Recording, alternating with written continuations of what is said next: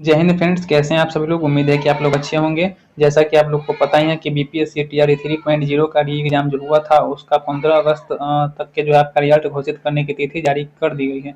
लेकिन इसके बीच आप लोग को जो एक कन्फ्यूजन होता होगा कि आपको डॉक्यूमेंट वेरिफिकेशन में आप लोग को कौन कौन से डॉक्यूमेंट लगेगा।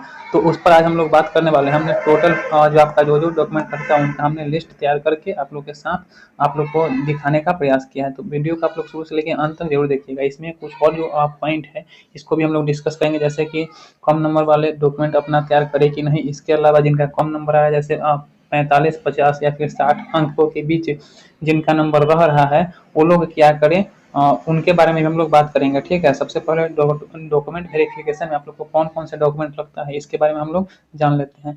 तो देखिए, आपका डॉक्यूमेंट लिस्ट यहाँ पे हमने तैयार किया है। इसमें कौन कौन से डॉक्यूमेंट लगेगा, तो सबसे पहले आप लोग का आधार कार्ड और पैन कार्ड। ठीक है, यानी कि आधार कार्ड और पैन कार्ड, अगर आधार कार्ड नहीं है तो पैन कार्ड का आप इस्तेमाल कर सकते हैं। इसके अलावा और भी जो ड्राइविंग लाइसेंस वगैरह होते हैं जिसमें आपको फोटो रहता है चिपकाए हुए, वैसा आप डॉक्यूमेंट यहाँ पे आईडी प्रूफ के तौर पे इस्तेमाल कर सकते हैं। इसके अलावा बात करें दूसरे डॉक्यूमेंट की, तो आरक्षण संबंधी प्रमाण पत्र। इसमें कौन कौन से प्रमाण पत्र आएंगे, जैसे आप लोग जानते हैं कि आरक्षण संबंधी आपका ईडब्ल्यूएस होता है। इसके अलावा नॉन क्रीमी लेयर होता है। ठीक है, इसके अलावा एससी एसटी वगैरह आप जो भी आपका आरक्षण के संबंधी जो भी प्रमाण पत्र होते हैं उनको आप लोग अपने अपने कैटेगरी के हिसाब से उसको तैयार कर लीजिएगा। इसके अलावा जो लोग बिहार के निवासी हैं वो लोग अपना निवास प्रमाण पत्र देंगे। इससे उनको क्या लाभ मिलेगा, तो इससे उनको ये लाभ मिलेगा कि आपका सीटेट में 90 से कम अंक है।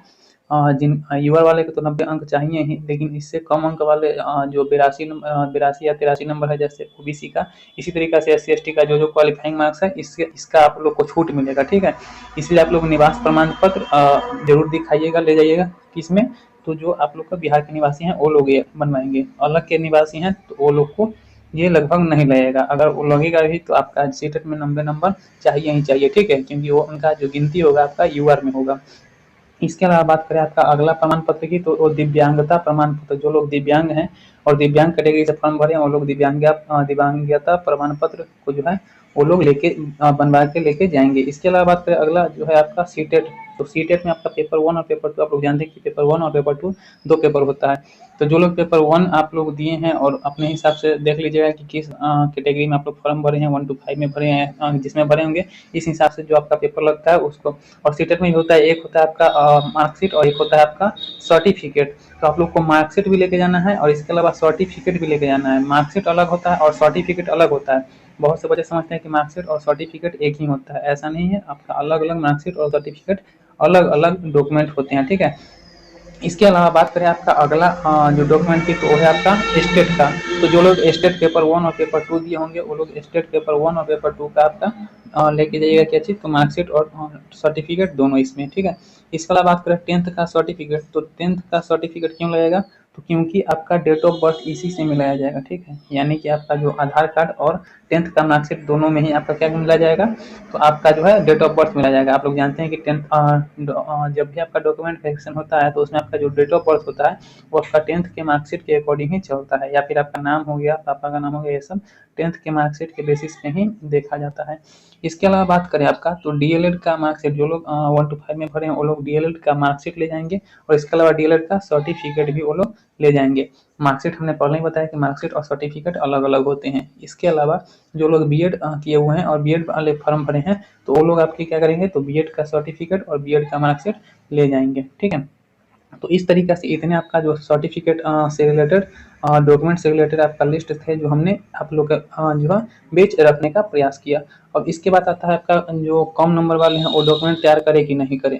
तो देखिए, जिनका नंबर आपका 45, 50 और 60 के बीच बन रहा है वो लोग भी अपना डॉक्यूमेंट तैयार कर लीजिएगा, क्योंकि आप लोग जानते हैं कि रूल रेगुलेशन जो होता है हमेशा चेंज होते रहता है। अगर कम नंबर भी आप लोग का आ रहा है, अगर कहीं इसमें आप लोग जानते हैं कि अगर मतलब पॉलिसी चेंज वगैरह, सरकार की पॉलिसी वगैरह आप लोग जानते हैं कि बार बार चेंज कुछ कुछ होते रहता है।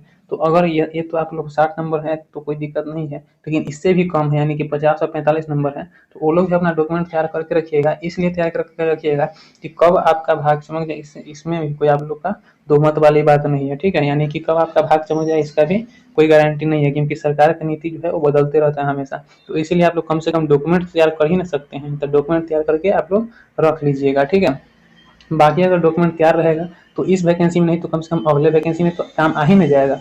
तो इसीलिए आप लोग को डॉक्यूमेंट जो है वो तैयार करके बढ़िया से रखना है, ठीक है।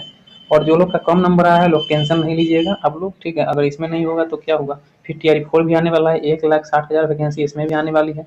तो और इसमें PRT में सबसे ज़्यादा नंबर वैकेंसी रहेगा। और इसके अलावा आप लोग जानते हैं कि जो 6 to 8 और 9, 10, 11, 12 इसमें भी आपका सीट वगैरह बच ही जाता है, तो उसमें क्या किया जाता है, तो अगले वैकेंसी में जोड़ा जाता है, तो आप लोग जानते ही हैं।